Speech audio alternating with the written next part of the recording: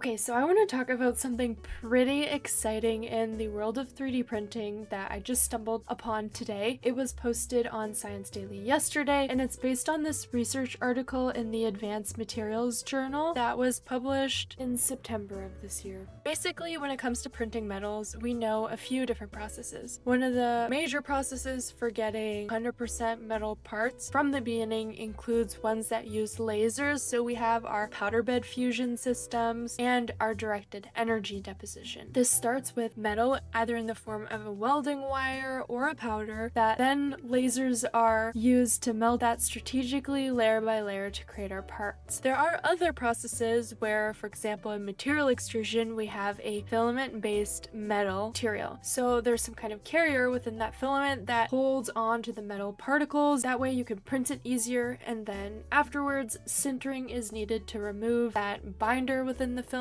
and keep only the metal particles. There's issues with both of these processes. When you go the metal filament route, you're going to notice quite a bit of shrinkage and porosity in your final part. This is because the filament that you print with is a binder and a metal powder or particles put together, and when you sinter that binder out, it leaves the porosity. It also shrinks the part by a known percentage, and this varies per material and per, printer or equipment. When you print in metal using lasers, again, it depends if you're doing powder bed versus directed energy deposition, but your properties can vary, and for the most part, getting super high detailed parts within a very fine tolerance can be difficult, because a lot of the time, especially with directed energy deposition, your surface finish is quite rough until you machine it. Now, cue the research we're going to be looking at today. So this is exciting because this team of researchers was able to create a process that leverages resin printing and the fine, nice surface finish capabilities of that process and turn it into metal. So instead of printing a regular resin, the team has printed hydrogels, which are then able to be soaked in a metal solution where the hydrogel itself turns into metal particles. So let's take a look at this Science Daily news article for the nitty-gritty, and then we can actually look at the research article for some more informative graphics. Firstly, they 3D print the part in a simple water-based gel, which is known as a hydrogel. Then this structure is soaked in metal salts, which are chemically converted into tiny metal-containing nanoparticles that then spread throughout the gel. And when you repeat this process multiple times, it allows you to create composites that have very high metal content without that porosity. What the team has looked at was cycling through 5 to 10 of these growth cycles, and then whatever hydrogel is left behind is removed through heating. And because the metal salts are added only after printing, the same hydrogel template can be used for a wide variety of materials, metals, ceramics, etc. So why this is a pro is if, for example, you are using the metal filaments that include a binder and a metal powder, you're going to have to buy specific filaments for each kind of metal you want to print with. With this method, you just use the same hydrogel to print any structure. These hydrogel to metal materials can withstand 20 times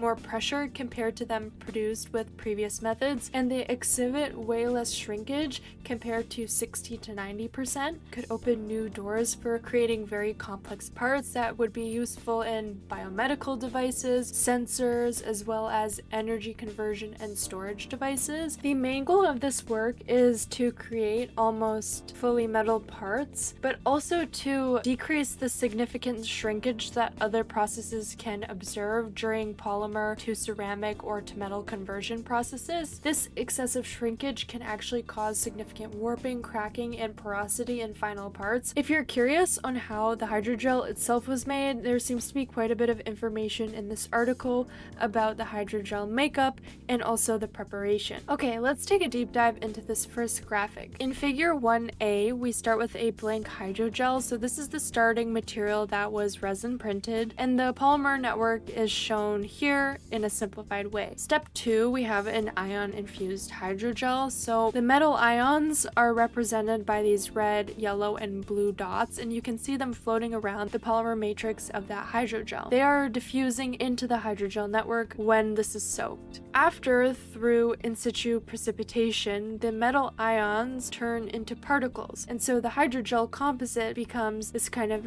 network where you have the metal particles hydrogels within the polymer network. Then you just keep repeating this diffusion in situ precipitation where you have the hydrogel soaked in metal salts. And so more of these metal ions keep on continue to be added through diffusion, and the network of the infused hydrogel composite looks something like this. You have metal ions, particles, all suspended in that base polymer network. And in order to crystallize and become an actual material grain, whether that's in metal or ceramic, thermal treatments are applied to get this final part. In the same figure B, there are optical images of different metal oxides that were fabricated using the process in this paper. And so one thing to note is that all scale bars in each of these pictures are 2 millimeters, meaning this is the starting size of the hydrogel. And then, as you can see, depending on the type of composite or metal that was used, the shrink rate can be more or less. So compared to this photo, the iron oxide and the strontium ferrite have shrunk the least amount in comparison to the iron, the silver, and the copper. Figure 2A shows us cross-sections of iron-infused hydrogel pillars after different exposure times to ammonium hydroxide. So as we can see, 0 seconds in, it's just a hydrogel. 30 seconds in, we have a combination between the iron, I believe, and the hydrogel. And then as you can see, with time moving on, it becomes more fully that metal material. One of my favorite results from this paper is actually this figure. This is figure 3. So we have different optical images and ESD elemental maps of silver, iron, and copper. And from a 3D printing background, what I found quite interesting is how you can directly see the layers from the vat polymerization process that was used to print the hydrogel originally. And so it still kind of has that stair-stepping or planar layer approach to building. Even though the hydrogel became a metal, we still have these layer by layer artifacts. This graphic kind of shows us the shrinkage rate. So the comparison is to a printing process called HIAM, which let me figure out what that is because it's something I am not familiar with. So through a quick lookup on Google, it looks like HIAM stands for hydrogel infusion additive manufacturing, which is a form of metal printing that is a multi-step involving 3D printing a gel-like scaffold, infusing it with metal salts, and then chemically converting that into a solid metal part. Now, I need to do a little bit more research to understand how this is different than what we're currently looking at, and it seems like from these sources that HIAM has been around for quite some time. We have one article from 2022, and so it isn't as new as the current study we're looking at. So how do HIAM and this study differ?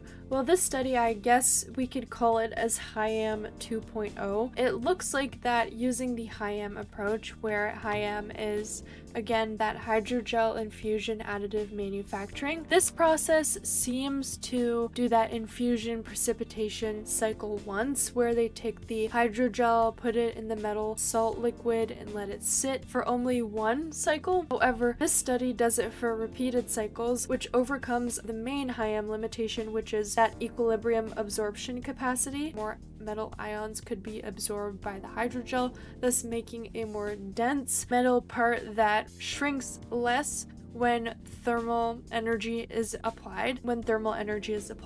So here is a comparison of density and shrinkage between iron oxide and iron gyroids made using HIAM in A and infusion precipitation approach in B. Engineering stress strain curves are also showed for these lattices under compression. The iron oxide has a 43% shrinkage, which reduces even further when it becomes just an iron metal. We can also see that the lattice itself looks kind of squished. Here, picture B, we see the hydrogel that was printed, and we can see here that there's less of a kind of squishedness of that gyroid pattern in comparison to the HIAM process. Notably, there's just less shrinkage. When we look at the compression curves of both the iron oxide and the iron, we can see that the current study gyroid parts were able to undergo significantly more stress than the HIAM process. Finally, let's take a look at some cool parts the researchers have printed using this process.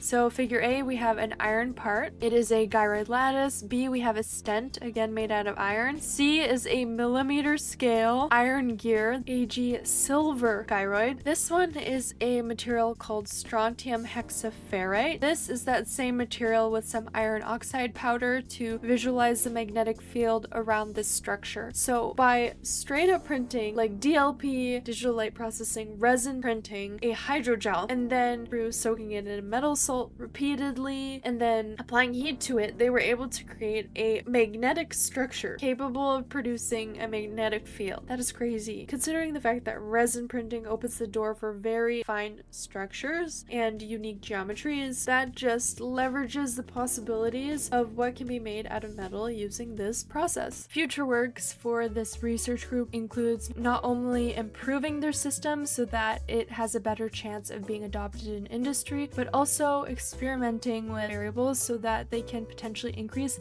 the density of the material when it comes to that metal percentage. Most of the samples that they have shown in the work have had 5 to 10 growth cycles, and by increasing the amount of growth cycles that the hydrogel has to undergo in the metal salts, it does result in a more dense metal part. However, it does increase the amount of time that's required to get that part, so that might not necessarily be a positive trade-off in industry, so they're working on just improving the process to kind of minimize the total processing time. I hope you enjoyed this research deep dive, and let me know if you'd like to see more of these in the future. I'll catch you in the next one.